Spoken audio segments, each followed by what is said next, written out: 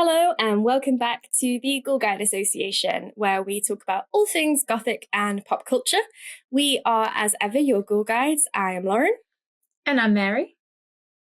And today we are doing a little reading recommendation. So we did Sirens last time, and I said to Mary, I think I could do this more often because I read it quite a lot at the moment. Particularly, shout out to my book club, the Midnight Manuscript Coven. Oh, that's a great book club name. Isn't it? Isn't it brilliant? So a group of us at work have a little book club, and it has really re-sparked my love of reading. And my autistic brain likes to categorize things. So whenever I watch or read anything, I'm like, oh, this is like X, Y, and Z, which I think is why I was so drawn to the Gothic, because the whole medium asks you to do that.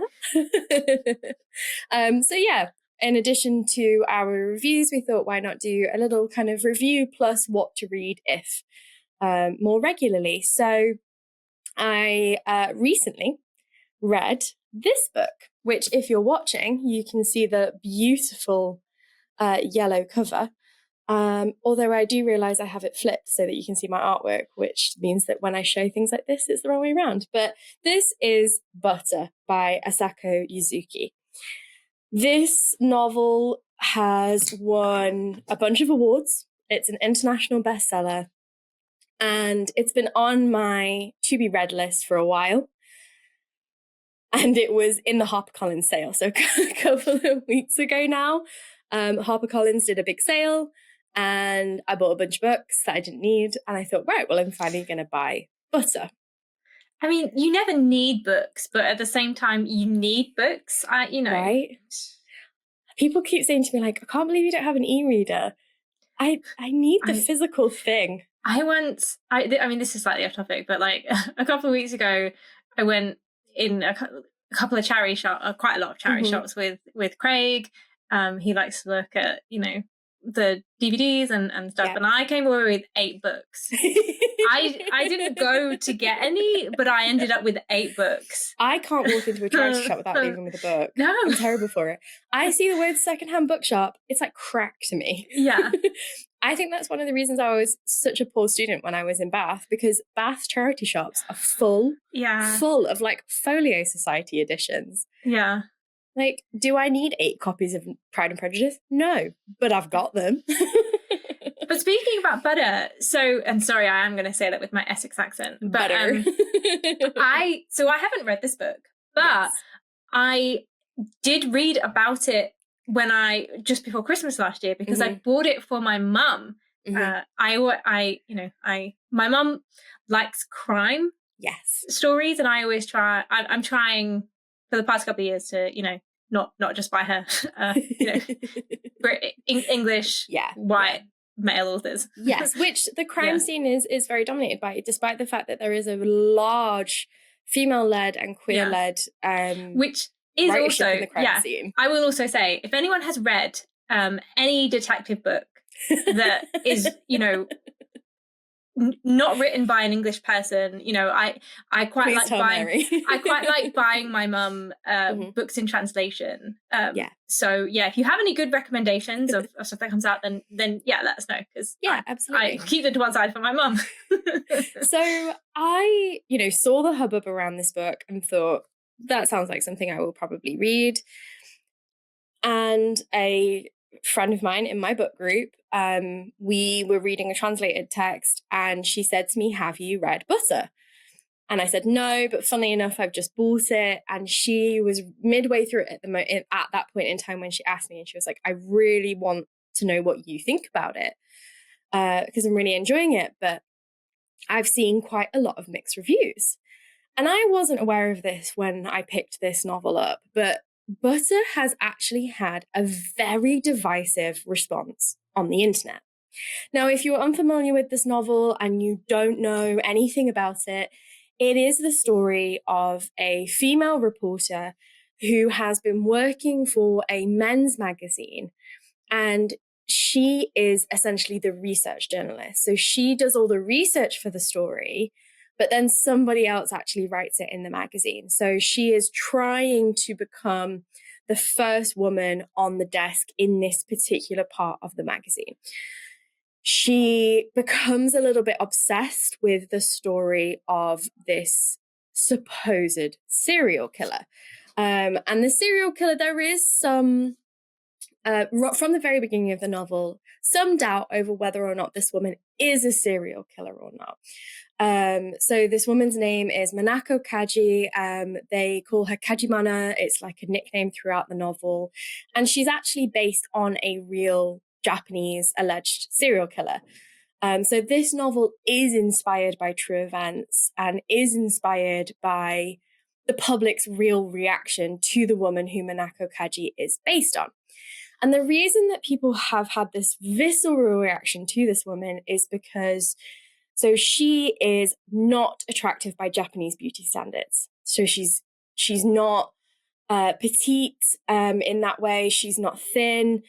She's chubby. She's round, and she's often throughout the text kind of described as being almost vivacious, and obviously playing on that idea that we've had ever since the Renaissance, really, that there is something in the gluttony of women and the way that that affects women's bodies that translates into sexuality. It's all about appetites, isn't it? Yes. And it's like, exactly. Women shouldn't have appetites because you should be thin. And also you shouldn't have sexual appetites because sex should be about men and not about women's pleasure. And Exactly. So the journalist Rika kind of thinks, so Manako Kaji is going for a retrial. So the story is coming back into the popular lens again. And she starts researching, and she thinks that maybe because she's a woman, she could get Kaji to talk. She hasn't talked to any journalists. And essentially, the novel is all about how Rika gets Kaji to talk to her, and then the intersection of Rika's story, Kajimana's story, and Rika's best friend's story. And it's very interested in food, the consumption of food, the way we think about food, which reminded me a lot of completely different vibes, but the Japanese and Korean films, they're both the same adaptation. Little Forest, which is one of my favorite films. Particularly, I adore the Korean version, but the Japanese version is also very good. And that's all about finding yourself through food and the joy of eating. So there's this thing about Rika only eats convenience food. She doesn't take pleasure in eating. And Kaji shames her. When she goes to talk to her, she shames her for not enjoying her food. And essentially what starts happening is they have this vicarious relationship where Rika goes to try foods and eat foods as a way of connecting with Kaji in exchange for Kaji's story. And you learn over the course of the novel that essentially she had had a series of relationships with mostly older men who could fulfill her lifestyle desires. So could take her to these gourmet restaurants and could take her to these places. And it's strongly implied that perhaps she was some kind of escort. But the running thing is that the families of the victims, who have all died in seemingly natural ways, like one of them dies of seemingly of a heart attack in a bathtub, there's no real evidence that she poisoned these people or that she murdered them in any way. But it's interesting that it's poison, because that's often, it's easy to put into food, which is thematically on point, and it's also the kind of a lot of women serial killers or murderers do use poison. The woman's weapon, isn't it? And because she cooks for them. So one of the kind of recurring themes is that the families of the victims say that they hated her. Like the men talked really negatively about her, but they also were like obsessed with her, and that she had this power over them. So she's on the one hand, this unattractive, people are like, how could they, why would, like, it's almost shameful that these guys died potentially because of her, because why were they with her? She's so disgusting. But then, so she has this kind of weird sexuality. She herself as a character is very prim. She's presented as being very prim, very proper. She's very obsessed with like things being done right. There's a scene you get to later where she's at a cooking school and she gets really angry because people aren't doing things by the book. And essentially, you know, the novel is about women, food, consumption, and the way that women are perceived. I put this book down and I genuinely sat there and I said to myself, alone in my flat, that's the best thing I've read for a long time. Wow. Genuinely, I found it really capturing. I really enjoyed it. I thought it was really confronting at times. As a fat person, it made me really think about how I think about my body. Rika, as she engages with Kaji, starts to eat more. And she takes pleasure in the food. And then people around her start commenting on her weight. And it's kind of seen as this horror, like she's finally finding happiness and contentment through food. And everyone is horrified that she's putting weight on and they're worried about her. And then you've got this storyline with her best friend who is trying to get pregnant. So there's a lot of really confronting things reading it as a woman, but it's also, because it's from a woman's perspective, it is about womanhood. I also found it to be very empowering in the way that a lot of Gothic texts are. It's not on the surface a Gothic novel, but it uses a lot of Gothic tropes, particularly about consumption. I then discovered that a lot of people hate this. They think it's clunky, they think it's boring, they think nothing happened, they think it's overhyped. And I think the issue is that I came to this as someone that reads quite a lot of Japanese and Korean text in translation. I am a big fan of writers like Han Kang, I'm going to talk about. So I very much was expecting something quite understated. And actually, at some points, I was kind of shocked by the aggressiveness of some of the descriptions. I had not realized that this was sold as a crime thriller. Yeah, well, that's why I bought it for my mum. Yeah. So I knew it was a crime novel and a real kind of like confronting introspection. And obviously, in hindsight, the cover has the butter packet, and I did realize way too late that it's even got the indentation that's meant to be the little butter packets you get on the side of, you know, a roll at a restaurant. But it's got the bloody fingerprints on it. But I had not realized that this was being sold specifically as a thriller.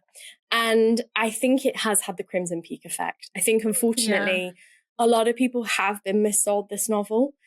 And I think I can see why you wouldn't enjoy it. But I personally found this to be, like, it's not a small book. I read it in like 2 days.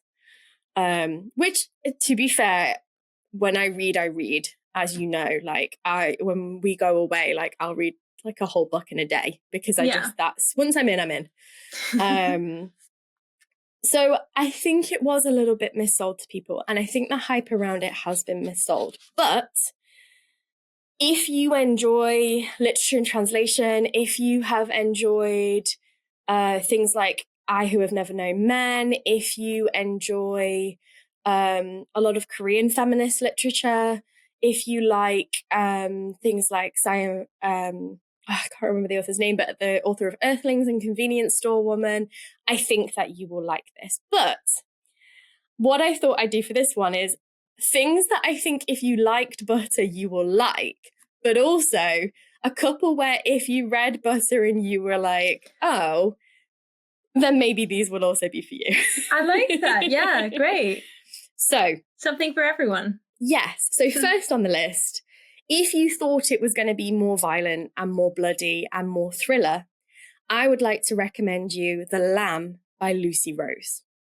So this is a novel that came out this year. It hopefully will be published soon in paperback. It is Lucy's first novel, and I actually went to see her at a event at Waterstones. Really funny. I didn't realize this book was Gothic at all. I sent a picture of the cover to my book group and was like, oh, there's an event on. And one of my colleagues who also is a Gothicist was like, Lauren, this sounds like absolutely a bit of us. It's described as a Cumbrian Gothic folktale, essentially. Oh, wow. Cool. So it is about a young girl called Margot and her mother. And mother, as you realize, in the very first pages, is a cannibal. Love And it. Yes. the mother and daughter have been living in this little house in deepest, darkest Cumbria, and they pick off what they call strays. So people who are wandering, people who are lost. And it is very arresting from the very beginning. This is not a spoiler. It is the opening pages of the novel. She talks about how much she enjoys eating fingers. The fingers are crisp, like chicken wings, essentially. Okay. Yeah. I would say it's not the most, it's definitely a debut novel, but the raw potential is really there. It was a little bit controversial in our book group. Some people didn't like it. Some people did like it. But I think if you were hoping for something a little bit more dark from something like Butter, then The Lamb is absolutely for you. It is about womanhood. It is about hunger and monstrousness and what makes us monstrous. But it's also really heavily inspired by these kind of rural British liminal spaces. And I think if you like things like The Lonely, then this might be one for you. I go back and forth on it. I think some parts of it were really powerful and really stayed with me. But I think as a Gothic novel about consumption and monstrousness, it's everything that you could want. It is a stomach turner. Don't read it while you're eating. Yeah. But yeah, if you came to it and you were thinking, oh, this wasn't what I was expecting from this novel, then maybe try The Lamb. If you read Butter and actually you really enjoyed the style of it, you enjoyed reading something in translation, you enjoyed the slight weirdness to it, there's almost a bit of magical realism to it. It's not magical realism at all, but it does that thing that I think in particular Japanese and Korean authors, but also Latin American authors are very, very good at, where the magical realism is very seamless. It has that almost, seems weird to compare it to Isabel Allende, but those writers that kind of just accept that the world is weird, there's that strangeness to the world where magical realism doesn't seem out of place or forced because the world is just that odd. So if you liked that about Butter, but you do want something a little bit weirder, a little bit more out there, then I want to recommend to you The Vegetarian by Han Kang. Have you ever read anything by Han Kang, Mary? I haven't, but do I need to put this on my reading list? You absolutely do. So last year, or earlier this year, Han Kang won the Nobel laureate for literature. She is an outstanding writer. She has written everything from very vulnerable, self-reflective prose to a really, really great novel about the Korean student protests and the Gwangju uprisings called Human Acts. But the one that really made her famous in the Western world is The Vegetarian. So The Vegetarian is a 3-part novella, and it all revolves around the same set of people, chiefly 2 sisters. And the younger sister, who isn't really named in the first part, decides she wants to be a vegetarian, which for her Korean, quite conventional family is really shocking. I don't know if you know much about kind of Korean culture, but food and the table is very important, particularly for things like ancestral rites. You prepare the food for the family members, and there's a lot of Korean barbecue is really popular. There's a big workplace drinking and eating culture, but the mass consumption of meat is quite a big thing, and it has been something that a lot of Korean feminists have identified as being really part of the patriarchal culture, because what a lot of families do is when you marry into a family, you become the daughter of that family. So when ancestral rites happen, so if like your husband's grandfather, the anniversary of his death, when you're doing his ancestral rites, the women of the family prepare the food. So you don't anymore, you get this so often in K-drama, you don't go to your family's ancestral rites anymore, you go to your husband's family's ancestral rites. Now, obviously that is a bit of a generalization, but Han Kang really picks up this idea of the way that meat and the consumption of meat is connected to a very patriarchal system. And the family have this really intense reaction to her stopping eating meat. Her husband has a really violent reaction to it. And it's just a really visceral novel. The second story is about her sister's husband and his kind of warped sexuality and sense of self and his perspective of the women in his life. And the third story is about her sister. And in the third story, she has been, the sister is in a psychiatric ward, and the sister is trying to balance being a mother, being a working woman, and having this sick sister. And it's a really weird, uncomfortable, arresting novella to read. It's very short. Some of the descriptions of meat will maybe make you vegetarian. Yeah. And I think that's what some people were expecting from butter. I think it's there in a lot of ways, but Han Kang just has, none of her novels are long, but she is so, even in translation, you know, and sometimes the one thing that is frustrating about reading Han Kang, and I say this, I think her translators are pretty decent from what I understand, you can tell that it's better in Korean. You know, sometimes when you read things in translation, I have this sometimes when I read stuff translated from Spanish, and I think I know enough Spanish to know that that sounded way more beautiful and way more impactful. But the translators do a very good job, particularly with Han Kang. So yeah, I would recommend, if you want that bit more weirdness, that little bit more, maybe almost a bit esoteric, then I would recommend you The Vegetarian by Han Kang, particularly if you've never read a Han Kang before. It's a good place to start. Yeah, absolutely. Now, the third one I'm going to recommend is actually a novel that you recommended to me. Can you guess what it is? Is it a vampire one? It is a vampire one. Okay, yeah.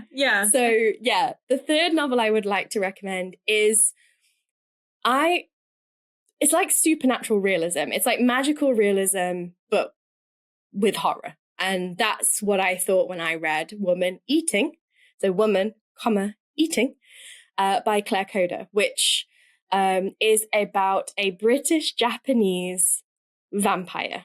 It's a very different take on vampire lore and mythology.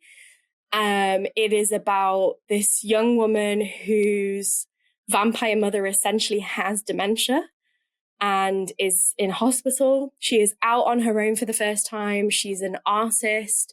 She's navigating the world, and the vampirism is kind of used as the metaphor for being her being of mixed race identity, of being from a small town in a big city. You know, it's a really, really powerful metaphor. But also, one of the things that made me think about Woman Eating while I was reading Butter is the descriptions of the food, because the main character, the titular woman eating, cannot actually eat.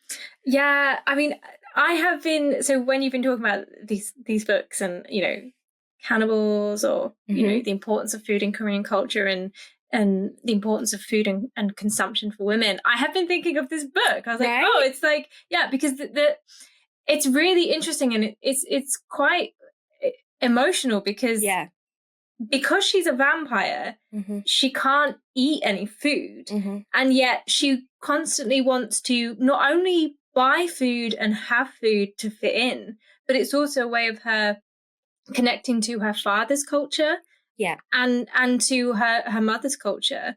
And she, I think it's a really interesting way of having that kind of, because she's not met, like, she doesn't know. I think her dad, is he dead? I can't remember. I think her dad, he's either, it's a while since I read it, he's either dead or they've been estranged for a long time. But I think it's a really interesting way of using that whole kind of, I want to connect with this part of my culture, but I can't eat food. Like, there's a distance, even though there is a desire there. And I think that it was such a interesting way of using food.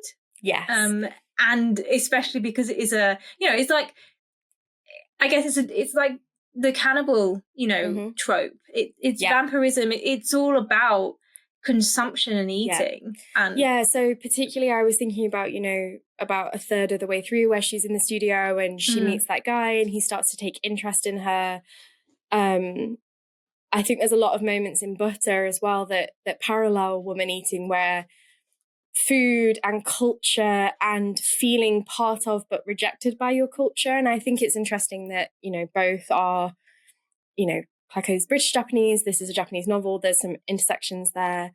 So if you read Butter, or if you want to read Butter, or if you've read Woman Eating, I think, you know, Woman Eating is almost in, you know, very similar to Butter, but with that supernatural element. But the supernatural element isn't the main thing.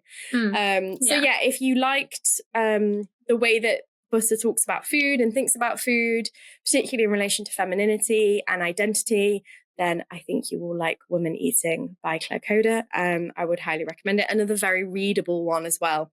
Like Han Kang, I think it's just an easy to read sometimes is misleading. When I say that, I mean readable. Like, it's very readable. You don't want to put it down.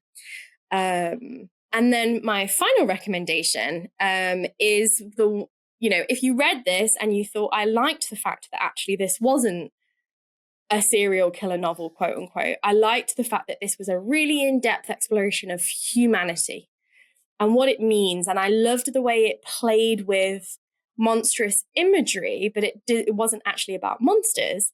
I would like to recommend you one of Margaret Atwood's earlier novels, The Edible Woman. It's not a novel that many people have read, and I will say it is not Atwood's best novel. There's a reason it's not up there with The Handmaid's Tale, but for a writer like Atwood, who for me is one of the modern greats, she's not perfect, no one is, but I adore Atwood and I devour her books. She is one of those people that I start reading and before I know it, it's dark and I've not put it down. Woman Eating is, The Edible Woman is about a woman who essentially has this kind of like obsession with food in her body, and she starts to feel like she is being consumed by her partner, I think it's her husband, her family. It's quite a short novel, but one of the earliest, I think, texts that really uses that kind of gothicized imagery in a very realistic way. And Atwood does this a lot. I would say that her novels are very gothic without ever being gothic. Some of them are obviously like Oryx and Crake, but her real novels, her realism novels, and this is one of them. And I know Atwood was interested. So there's another one of her novels, which is about a woman who does automatic writing, and she's trying to write essentially like a gothic romance. So I know this is something that Atwood was interested in. And I think, if you actually were like, no, I don't want the weird, I don't want the cannibalism, I want a realistic story like Butter that is about real people, but uses these ideas and these images and this language, then I would recommend you The Edible Woman. It's super quick. It's super easy to read. There's a nice Virago edition of it. You can slip it in your handbag. And if you've read a lot of Atwood but not read that one, then absolutely read it. I'd kind of toyed with whether or not to put a Shirley Jackson on here. But actually I was like, you know what? Despite not being Atwood's best novel, it's still a good novel. And I think for someone who has read Butter and is looking for more of that exploration, particularly because it's a novel that was released in, I think, the 70s. I should have double checked the date. Sorry, listeners. But Google exists. If you're going to buy this book, you're going to find out what year it was published. But I think it's really interesting to look at them as like bookends. A novel that came out before Handmaid's Tale and a novel that came out in like 2024, and look at the parallels between them. That would be my recommendation. So they are my 4 recommended readings. Great. For Butter. Yeah, I haven't written them down, but I have this episode, and I'm going to add them to my reading list because I need more books. Always need more books, and I have just purchased a few to read based on something else that I recently consumed. So I will do another one of these soon. But if you have been toying with whether or not to pick Butter up, I do see why it's a very conflicting text. I don't think it's clunky. I do wonder if if this was your first novel in translation, I don't know how well it would go down. It is long, it's not like a Hang Kang novel. It is a long novel. And I can see how some people might find it frustrating because the characters, it did remind me of Atwood in that way. The character, particularly Rika, she's sometimes difficult to sympathize with, but she's got that very realistic feeling to her. And it made me really hungry. I've made butter pasta I've bought fresh pasta and then just put butter, garlic, and like parmesan and black pepper on it like 3 times in the last, since reading this novel. Yeah. One thing it will do is make you hungry. I literally had to go and find chiffon cake because I read this passage and I was like, I need a chiffon cake. But yeah, I think particularly if you are a fan of a Shirley Jackson, of a Margaret Atwood, anything like that, I think you will enjoy this. But if you're going in expecting a thriller, I think you will be disappointed. And I think it is a shame that it was sold like that, because I really enjoyed it. So yeah, if that's the type of thing you're going for, then I would definitely recommend adding it to your TBR. It's got those Gothic tones to it, but it isn't a thriller. Definitely not. Excellent. And if you listening have read Butter and want to add your comments, and do let us know what you think of it, or if you have, if you've read any of the other books that Lauren has suggested, or if you have suggestions yourself, then do get in touch, or tweet at us, message us on BLUESKY, send us an email. Any of those ways of contacting us, we would like to hear. Particularly if you did, if there is another novel or a TV show or a film that kind of you thought, oh, this is giving X thing, then let us know. And we will be back with more of these in the future. And of course, as ever, stay tuned, stay safe, and stay spooky. Bye. Stay safe and stay spooky.